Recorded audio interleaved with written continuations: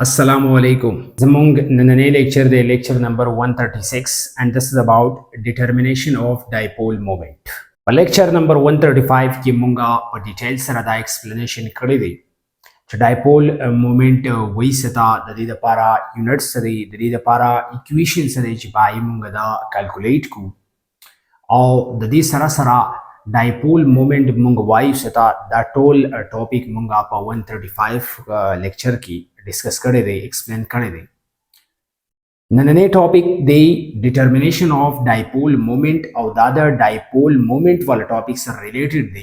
जो dipole moment बमुंगा एक्सपेरिमेंटली या प्रैक्टिकली दा मालूम हो संगा पदी लेक्चर की बमुंगा खप डिटेल सरदा एक्सप्लेन को ची डाइपोल मोमेंट बमुंगा प्रैक्टिकली डिटरमाइन को संगा या दी डिटर्मिनेशन बा प्रैक्टिकली या एक्सपेरिमेंटली संगा को मुदा याद साथी चे डाइपोल मोमेंट एक्सपेरिमेंटली या प्रैक्टिकली चिकल मुंगा मालूमो नुदा मालूमी की दे स्पेशल डिवाइस या स्पेशल इंस्ट्रूमेंट दे दा पारा मुंगा कंस्ट्रक्ट को या जोड़वी और हागा स्पेशल इंस्ट्रूमेंट ता या स्पेशल डिवाइस ते मिले की ये इलेक्ट्रिक कंडेंसर दीन अपस राजी कंस्ट्रक्शन ऑफ इलेक्ट्रिक कंडेंसर चे इलेक्ट्रिक कंडेंसर बमुंगा जोड़ो संगा या तैयार यो बे संगा तो पदी की अवल नहीं खबर दायात साथी जी कंडेंसर द पारा चिपदी की मुंगा चार्ज प्रोड्यूस को और दहागा चार्ज दूजिना पदी की इलेक्ट्रिक इलेक्ट्रिक फील्ड चिदे आगा पकी पैदा की प्रोड्यूस की तो ददी द पारा बा बैटरी लाजिमी पकारी चिदा कम इलेक्ट्रिक प्लेट्स थी या total electric condenser they know पदी की दाब मुंगा दा इलेक्ट्रिक कंडेंसर या दा प्लेट्स चिदी दाब मुंगा बैटरी तक कनेक्ट को ची पदी की चार्ज डेवलप शी या पदी की खास किस्म वोल्टेज चिदे आगा डेवलप शी दोयम नंबर पदी की दादी ची ददी चिकला दा मुंगा बैटरी तक कनेक्ट को दा कनेक्शन न पस पदी की खास किस्म फील्ड पैदा शी आगे दा मुंगा इलेक्ट्रिक फील्ड वायु और दगा इलेक्ट्रिक फील्ड चिदे आगा स्पेसिफिक ददी पर वोल्टेज मांडे डिपेंड की ची दगा इलेक्ट्रिक कंडेंसर दा या दा बैटरी चिदे दा सुमरा वोल्टेज चिदे दा प्रोड्यूस कवलेश द्रेम नंबर चिकला फील्ड इलेक्ट्रिक फील्ड पैदाशी दगा इलेक्ट्रिक फील्ड चिदे या दगा फील्ड स्ट्रेंथ चिदे दा इक्वल वी field strength is equal to applied voltage divided by distance between the plates जिदा फील्ड स्ट्रेंथ चिदे या इलेक्ट्रिक फील्ड चिगम दे दा बराबर हुई जिसमें वोल्टेज दे बैटरी प्रोवाइड करे दे कंडेंसर ता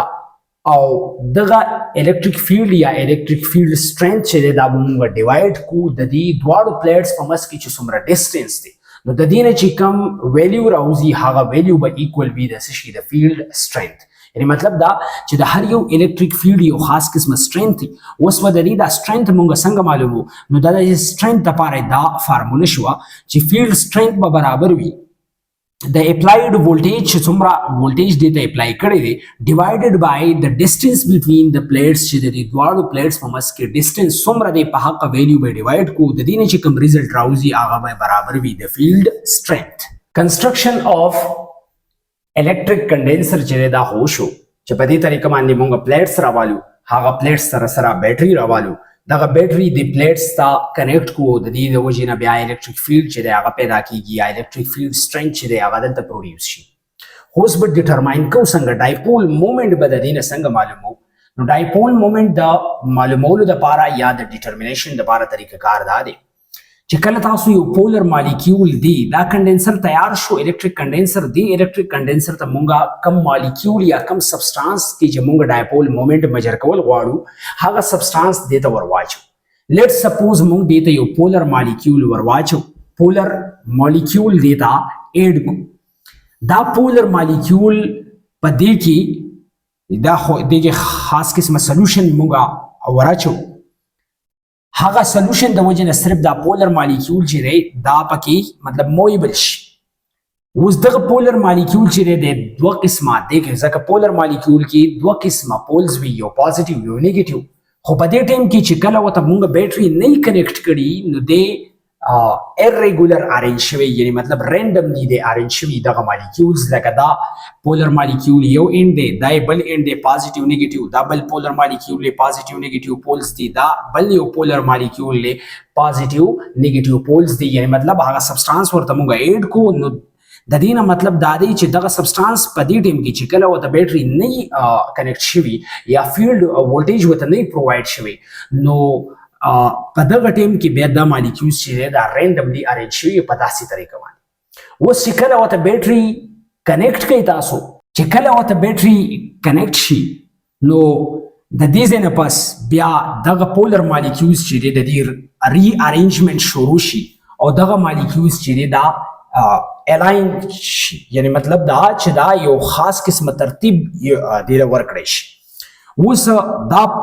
مونږه پازیټیو ټرمینل سره د بیټري کنیکټ کړی دی، دا یو پلیټ، نو په دې باندې پازیټیو چارج وي او دا نیگیټیو سره نو په دې باندې نیگیټیو چارج وي.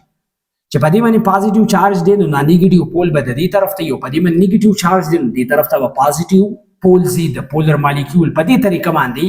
دا ارینج شي دغه مالیکیولز. اوس چې کله دغه مالیکیولز چې دا یو بل الاین کې یا یو خاص قسمه ترتیب کې راشي، په دې ترتیب کې راشي نو د دې نه پس بیا چې کله ورته موږ بیټري کنیکټ کړو نو دا ارینجمنټ پکې جوړ شي. اوس د دې ارینجمنټ نه پس مونږه دلته یو خاص قسمه ډیټیکټر لګولې چې هغه ډیټیکټر مونږ ته دا ښیي چې الکتریک فیلډ چې دی هغه څومره دی. اوس په اوله کې یو خاص قسمه الکتریک فیلډ دی چې کله بیټري نه کنیکټ کړي الکتریک فیلډ زیرو دی، او چې کله ورته وولټیج پرووایډ کو یعنی مطلب بیټري ورته کنیکټ کړه نو په دې کې یو خاص قسمه الکتریک فیلډ چې دی هغه ډیولپ شي.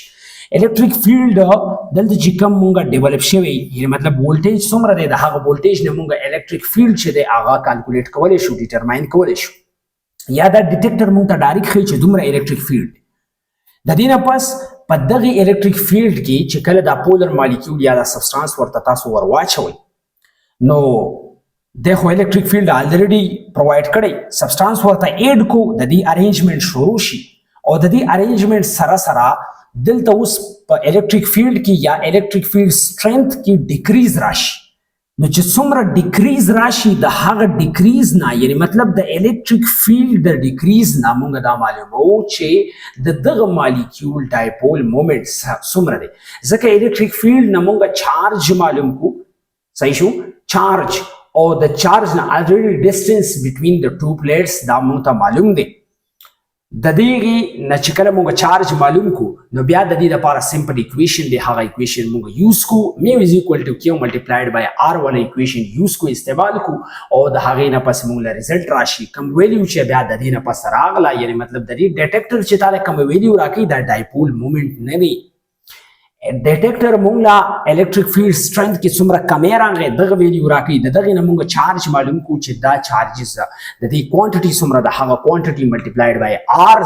یعنی مطلب د دې ډیسټنس سره مونږ دا ملټیپلای کو نو د دې نه ریزلټ چې کوم راشي هغه زموږ سره صحیح ډایپول مومنټ.